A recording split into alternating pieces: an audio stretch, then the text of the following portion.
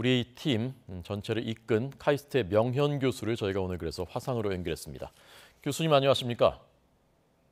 네, 안녕하세요. 네. 그럼 1분 1초 아껴서 연구를 하실 텐데 이렇게 시간 내주셔서 감사하고요. 우선 시청자들을 위해서 그 어떤 지금 연구를 하고 계신 것인지 또 어떤 마음, 어떤 자세로 하시고 계신 것인지 그것부터 좀 간략하게 말씀해 주십시오.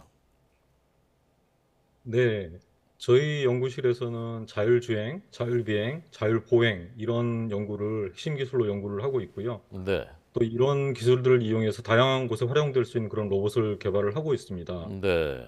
제가 평소에 학생들에게 말하는 거는 연구는 자기 만족이 아니다. 세상에 유익을 줄 수 있어야 되고 경제적, 사회적 임팩트를 지닌 기술을 개발해서 어떤 공공의 안전과 유익을 줄 수 있는 방향으로 연구해야 된다. 이런 말을 하고 있거든요. 그래서 네. 네. 이런 연구 방향에 따라서 앞으로도 공공의 유익을 위한 실용적인 로봇을 개발하는 것이 저희 목표가 되겠고요. 네. 그간에 저희가 유해 해파리 퇴치 로봇, 녹조 방제 로봇, 유출류 방제 로봇, 그다음에 화재 정찰용 드론이라든지 또 자원 탐사를 위한 생체 모방형 두더지 로봇 이런 것들을 개발한 게 그런 사례들이 되겠습니다. 네. 자기 만족을 위해서가 아니라 공공의 이익을 위해서. 그래서 이제 이 사족 보행 로봇도 이제 그래서 주목하는 것인데요. 사족 로봇이라는 것이 이제 어떤 것인지 좀 더 설명을 해 주십시오. 네, 사족 보행 로봇은 말 그대로 네 발로 걷는 로봇이 되겠고요. 네, 네. 우리나라의 대표적인 휴보, 그다음에 보스턴 다이나믹스의 아틀라스라는 이족 보행 로봇을 많이 보셨을 것입니다. 네, 네, 그런데 네. 이런 이족 보행 로봇은 걷는 데 있어서 안정성이 많이 문제가 됩니다. 따라서 상업화에 좀 어려움이 있고요. 그런데 사족 보행 로봇은 세 개의 다리만 지면과 닿아 있으면 넘어지지가 않기 때문에 네, 네. 훨씬 안정성이 있어서 상업화도 많이 되고 있다고 보시면 될 것 같습니다. 뭐 네. 축구나 달리기 이런 것도 할 수 있는 그런 사족 보행 로봇 기술도 많이 개발이 되고 있습니다. 네, 네. 자, 저희가 지금 사진 보여드리고 있는데 이번에 우승한 바로 그 로봇입니다. 이제 걷는 걸 궁금해하시니까 시청자들께서 걷는 거 보여드리겠습니다. 자, 교수님 이번에 그러니까 세계 최대 자 화면 저기 걷는 영상을 보여주십시오. 이게 사진이 아니라 이제 영상을 보여드려야 되니까요. 자, 교수님 이번 그 대회가 세계 네. 최대 규모의 대회였다면서요? 네.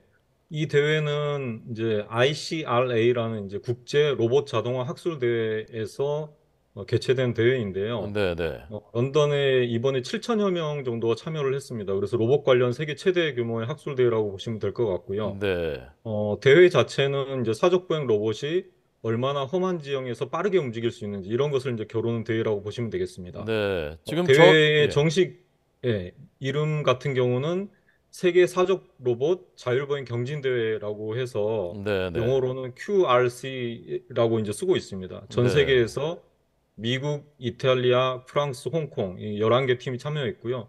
본선에서는 최종 6팀이 겨루게 됐습니다. 네. 저 로봇이 지금 이제 우리 로봇인 거죠? 네, 맞습니다. 네. 그러니까 장애물도 있고 보니까 이제 계단도 있고 이거 이제 뭐 정해진 시간 동안에 가는 걸 평가하는 겁니까? 네, 맞습니다. 대회장이 전체 5개 구간이 있는데요. 네, 네, 첫 번째 구간은 이제 비탈진 널빤지들이 얽혀 있습니다. 방금 네, 보시는 그런 화면이 되겠고요. 네, 네. 두 번째 구간은 이런 구간인데요. 스펀지가 깔려 있고 장애물이 있습니다. 아하. 그 다음에 세 번째 구간은 롤러가 있고 지금 계단을 넘어가야 되는 그런 상황이고요. 아, 예. 마지막 구간이 지금 나오는데요. 이것은 이제 움푹 들어가거나 나온 장애물이 있는 그런 곳들입니다. 이 5개 구간을 하나 지날 때마다 수동 조작으로 하게 되면 1점을 받게 되고요. 예. 자율보행으로 가게 되면 4점을 받습니다. 그리고 이제 아하. 준결승부터는 이렇게 이제 구간들을 15도 경사가 지게 해놨습니다. 그래서 지금 경사진 화면이 나올 텐데요. 네, 네. 이렇게 했을 때는 수동 조작으로 가면 2점, 그다음에 자율보행으로 가게 되면 8점을 받게 됩니다. 아. 그다음에 최종 결승전에서는 여기에 삼각형이나 박스형 정예물이 더 설치가 됐고요. 네, 네. 그래서 10분 내에 얼마나 많은 점수를 받느냐가 이제 평가 기준이 되겠고요. 이런 네. 평가 기준을 적용하다 보니까 자율보행을 얼마나 빨리 하느냐 이게 바로 우승의 관건이 되겠습니다. 네. 자, 저 로봇이 이제 그 우리가 이번에 세계 대회에서 우승한 바로 그 로봇이고요. 차이가 많이 났다고 하면 우리가 246점인데 2등이 MIT인데 60점이니까 거의 200점 차이가 나는 압도적인 이제 우승을 차지한 우리의 로봇입니다. 교수님, 이게 네. 그 아까 이제 연구는 자기 만족이 아니라 공공의 이익을 위해서 이제 하는 것이다 말씀하셨는데 이 로봇 이제 예. 굉장히 재미있는데 이게 실생활에서는 이걸 뭐에 쓸 수가 있을까 궁금해하실 것 같거든요, 시청자들께서. 실생활에서 저희가 여러 방향으로 쓸 수가 있을 것 같습니다. 네, 저희가 지금 개발하고 있는 것은 사실은 이제 비정형 지역이라 그래서 네, 울퉁불퉁하거나 험준한 지형에서 자유롭게 움직일 수 있는 그런 사족 보행 로봇을 개발하는 게 목표가 되겠는데요. 네, 네, 이런 거 말고도 뭐 건설 현장 감독이라든지 뭐 정찰이라든지 감시 이런 것들을 수행할 수가 있겠고요. 네, 또 재난 상황에서 사람 대신에 여러 가지 작업들을 스스로 수행할 수가 있겠습니다. 예를 네. 들어서 변전소, 원자력 발전소 이런 곳에서도 관심을 많이 가지고 있습니다. 왜냐하면 아, 어떤 재난 사고가 났을 때 네, 사람 네. 대신 갈 수 있는 그런 무인화가 필요하거든요. 그래서 아, 그 활용성을 많이 탐색을 하고 있고요. 예. 또 생활 속에서도 생각을 해보자면은 노약자 산책을 도와준다든지 간호보조를 한다든지 택배 물품 아, 운반한다든지 네, 우리 심부름도 해줄 수가 있겠고요. 또 더 넓게 생각을 해보자면 우주 무인 탐사 이런 분야에도 적용이 가능할 것 같습니다. 네. 제가 그 대회 영상 봤더니 아까 이제 그 코스를 쭉 가다가 어느 곳에서 이제 넘어지더라고요. 넘어지니까 그 이제 복원하는 그 모습이 있던데 그거는 이제 어떻게 하는 건지 좀 설명해 주십시오. 네, 저희가 이제 다른 출전 팀들에 비해서 좀 특징이 있었는데요. 저희 로봇은 오뚜기처럼 이제 쓰러져도 곧바로 일어서는 그런 재회복 능력이 뛰어납니다. 네, 그래서 네, 기존 로봇은 넘어질 경우에 예를 들면 양쪽 다리를 왼쪽으로 전부 다 뻗은 다음에 몸을 회전시킨 다음에 오른쪽 다리를 뻗어서 일어나라. 이런 이제 어떤 고정된 프로세스에 의해서 하기 때문에 유연하게 상황 대처가 어려웠는데요.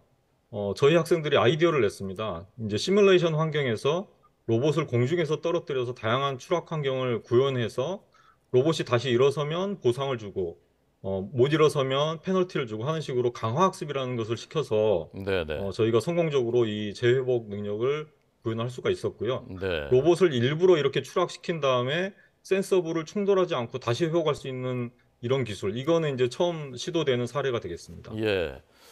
아, 그 넘어지는 영상 있거든요. 넘어졌다가 이제 일어나는 그 영상 있습니다. 그 찾아서 보여드리겠습니다. 자, 교수님 PD 들으셨죠? PD 들으셨죠? 예, 그 영상 이제 보여드리겠습니다. 교수님, 근데 그 로봇인데 보상을 주기도 하고 뭐 어떤 것은 이제 페널티를 주기도 한다고 하는데 그게 어떻게 가능한 것인지 좀 의아하더라고요. 네, 저희 로봇의 이제 특징이 그런 이제 심층 강화 학습이라는 것 기반으로 학습을 시켜서 하는 방식이니까 뭐 이탈리아 팀 같이 이제 자율보행을 하긴 하지만 전통적인 계산에 의해서 하는 방식보다 훨씬 빠르게 됩니다. 그래서 이것을 하기 위해서 저희는 드림워크라는 제어기를 만들었고요.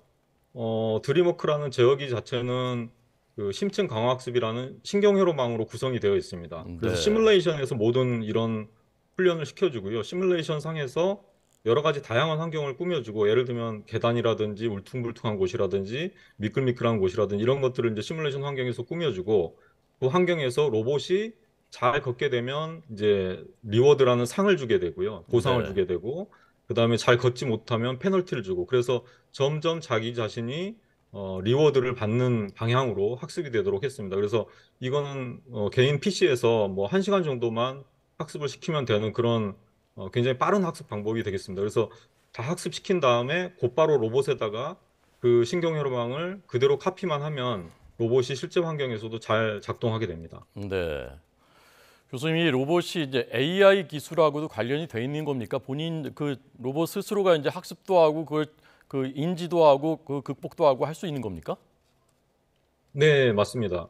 그래서 이런 기능을 이제 뭐 외국에서는 공간지능, 우리나라에서는 이동지능이라고 부르고 있거든요. 네, 그래서 네, 이동하는 데 필요한 지능 기술이라 그래서 거기에 AI 기술들이 많이 쓰이고 있습니다. 그래서 네, 저희가 만든 드림워크라는 기술 자체도 AI 기술 중에 하나인 심층 강화학습이라는 그런 기법을 사용해서 학습을 시켰다고 보시면 되겠고요.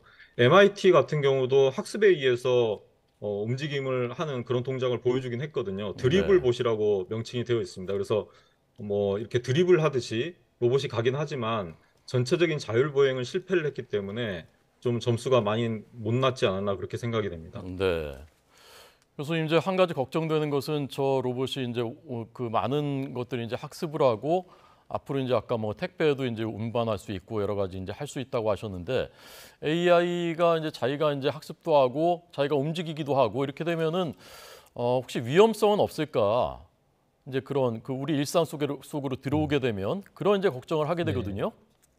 네, 맞습니다. 그 로봇이나 AI가 네, 굉장히 위험할 수 있겠다 이런 이제 우려들을 많이 하시고 계시잖아요. 네, 네, 그래서 사실은 이제 AI나 로봇 연구하는 공학자들이 여러 가지 이에 대한 대책들을 많이 생각을 하고 있습니다. 예를 들면 로봇 공학의 3원칙이라는 이제 아이작 아시모프 소설가가 제안한 네, 그런 원칙 같은 게 있거든요. 네, 네, 로봇이 이제 사람을 해치지 않아야 된다.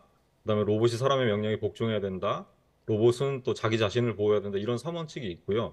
또 마지막 영원칙이 로봇은 인류 전체에 해를 끼쳐서는 안 된다라는 원칙이 있거든요. 네, 네, 그래서 이런 원칙을 잘 지켜가면서 로봇 공학자들이 윤리의식을 가지면서 개발을 해야 되지 않나 그렇게 생각을 합니다. 네. 교수님 끝으로 이제 이번에 우리 학생들이 이끌고 참여를 하셨는데 교수님 보시기에 우리 한국 학생들의 뭐 장점이랄까요, 강점이랄까요, 또는 우리 그 젊은 세대들하고 같이 일하시면서 느끼신 점 이런 게 있으면 끝으로 좀 말씀해 주십시오. 네, 저희 학생들이 한 8명 정도가 한 팀을 이뤄서 이번에 나갔었는데요. 네, 학생들이 엄청나게 열심히 했습니다. 그러니까 대회 공고가 난 게 한 1월 말 정도였는데 네, 네, 그때부터 해가지고 거의 밤을 새다시피 하면서 연구를 했었거든요. 네, 그런데 이제 제가 보니까 뭐 거의 매일 밤샘을 하기 때문에 얼굴들이 좋지가 않았어요. 그래서 제 걱정이 돼서 아 이거 안 나가도 되지 않냐? 뭐 그런 식으로 얘기를 했는데 네, 네, 학생들이 스스로 동기부여가 돼서 굉장히 재미있어 하면서 연구를 하더라고요. 그래서 이제 그런 것들 보면서 제가 이제 경로도 하고 그랬는데 우리나라 학생들의 장점은 굉장히 어떤 모티베이션이 생기면 네, 열심히 한다는 특징이 있는 것 같습니다. 외국 학생들 같은 경우는 경기장에서 보니까 뭐 어느 정도 테스트 해보고 잘 안 되면 또 그냥 들어가기도 하고 그러더라고요. 근데 저희 학생들은 대회장에서도 거의 밤 늦게까지 남아서 실험 환경에서 제대로 되는지 테스트하고 했었던 것 같습니다. 그런 네, 장점들을 잘 활용해서 우리나라 학생들이 잘 하는 것 같습니다. 네, 알겠습니다. 카이스트 명현 교수에게 들었습니다. 고생 많으셨고요. 앞으로 더 기대하겠습니다. 네, 감사합니다. 감사합니다.